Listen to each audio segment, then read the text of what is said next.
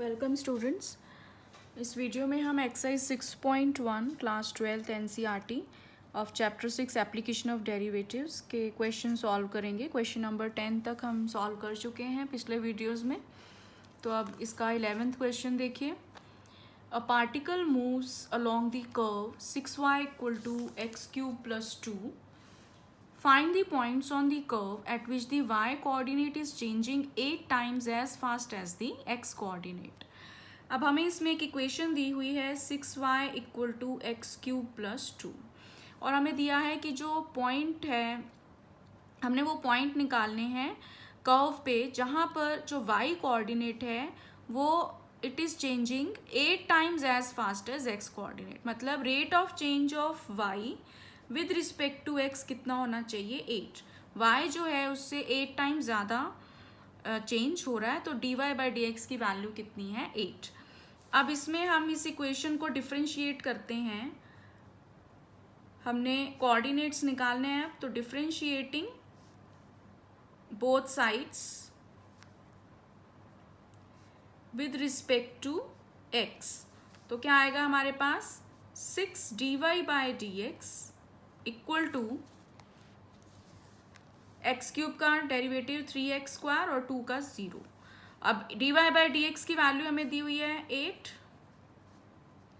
तो यहाँ से 3x² की वैल्यू कितनी आ गई 48 तो x² की वैल्यू आ जाएगी 48/3 दैट इज 16। तो ये x² आ गया तो x की वैल्यू कितनी आ जाएगी ±√16 यानी कि ±4। तो x की दो वैल्यूज आ जाती हैं तो दोनों के लिए हम अब y की अलग से वैल्यू निकालेंगे। तो जब x की वैल्यू 4 है तो इस इक्वेशन में पुट करेंगे हम। तो फ्रॉम फर्स्ट y की वैल्यू निकाल लेंगे तो यहाँ से आ गया 6y = 4³ इज 64 64 + 2 इज 66। तो यहाँ से हमारे पास y की वैल्यू आ जाती है 66/6 that is 11।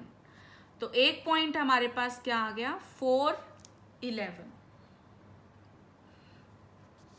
And when x is -4 उस केस में देखो तो उस केस में 6y = -4³ + 2 तो यहाँ से 6y की वैल्यू आ जाएगी। अब -64 + 2 हुआ -62 तो y की वैल्यू -62/6 विच इज -31/3।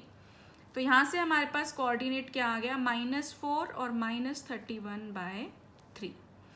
तो ये दो हमारे पास पॉइंट्स आ जाते हैं। तो required points are 4 11 and -4 and -31/3. So this completes 11th question. Now next question 12th question में अब हमें दिया है the radius of an air bubble is increasing at the rate of 1/2 cm/s. At what rate is the volume of bubble increasing when the radius is 1 cm? अब एक air bubble है जो कि स्फेरिकल शेप का होगा, उसकी जो radius है वो 1/2 cm/s के हिसाब से बढ़ रही है। तो हेयर जो dr/dt है वो हमें दिया हुआ है 1/2 cm/s। यहाँ पर हम लिख सकते हैं कि let r be the radius of the air bubble.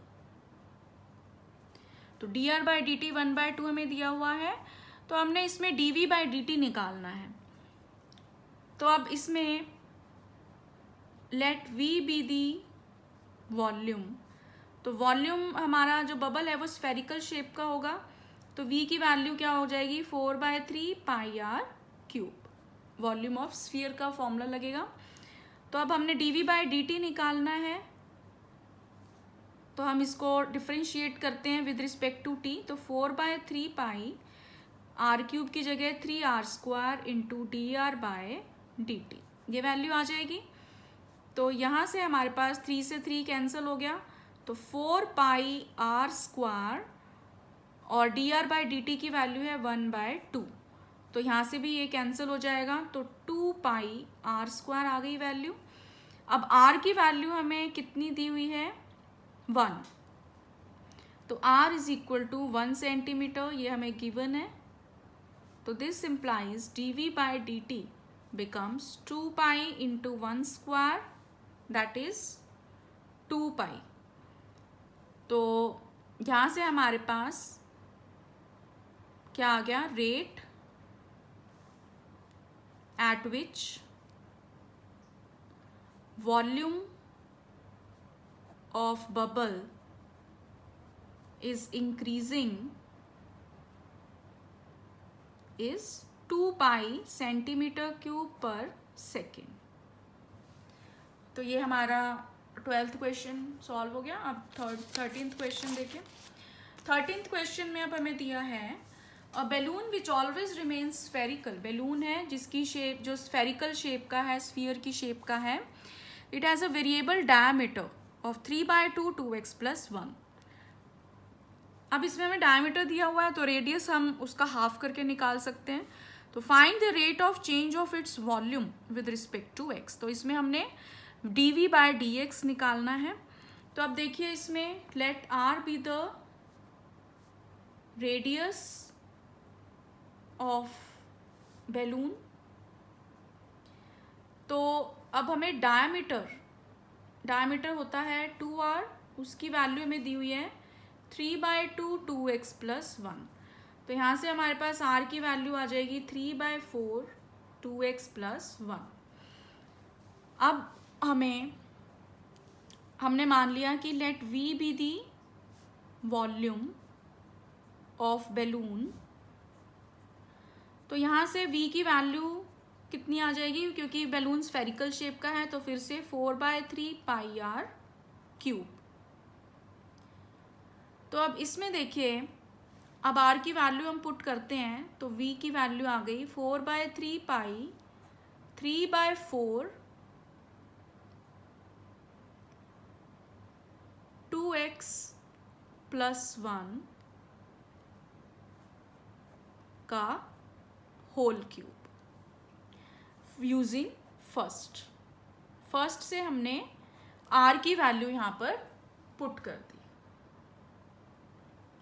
तो अब देखिए, अब इसको हम सिंप्लीफाई कर लेते हैं। तो v की वैल्यू आ गई, ये कैंसिल हो जाएगा, 4/3π। यहाँ से अब हम इसको लिख सकते हैं 27/64 2x+1 होल क्यूब। तो ये कैंसिल हो जाएगा, तो ये आ गया 9π/16 2x+1 होल क्यूब, ये रह गया हमारे पास। अब हमने dv/dx निकालना है, तो हम इसको डिफ्रेंशिएट करेंगे विद रिस्पेक्ट टू x। तो dv/dx की वैल्यू अब देखते हैं क्या आएगी। 9π/16 तो कांस्टेंट है, तो 2x+1 की होल क्यूब है, तो 3 आगे आ जाएगा, और 2x+1 का होल स्क्वायर, और d/dx ऑफ चेन रूल हम इसमें लगाएंगे 2x+1। तो इसको हम लिख सकते हैं 9π/16। अब यहाँ से देखिए 9 × 3 27 हो जाएगा, यहाँ पे 9 × 3 2x+1 का होल स्क्वायर, और d/dx ऑफ 2x+1 हो जाएगा 2।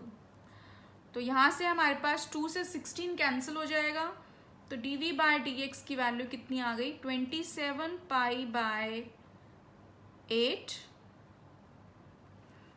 2x+1 का whole square. So this is the required value of dv/dx.